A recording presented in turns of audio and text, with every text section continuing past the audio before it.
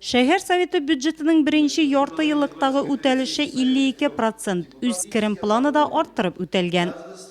Была налажена интенсивная и плодотворная работа по организации и осуществлению сбора плановых поступлений по налоговым и неналоговым доходам, по оптимизации расходной части бюджета. Депутатлар әлеге мәсьәлә буенча бердәм тавыш бирделәр. Шәһәрнең торак фонды, җылылык һәм энергетика хуҗалыгы, социаль-мәдәни сфера объектлары быелның 1 сентябренә тулысынча әзер булырга тиеш. Шәһәр башкарма комитеты җитәкчесе Нәгыйм Сафиуллин чыгышында моңа ирешү юллары анализланды. Әлегә гамәлдә булган җитешсезлекләр күрсәтелде.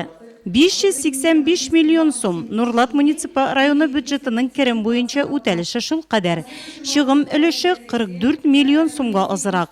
Депутатлар финанс бюджет палатасы рәисе Фәнүзә Сәгыйрова тәкъдим иткән мәгълүматны бердәм расладылар. Һәм агымдагы елга бюджет турында элек кабул ителгән район советы карарына үзгәрешләр керттеләр.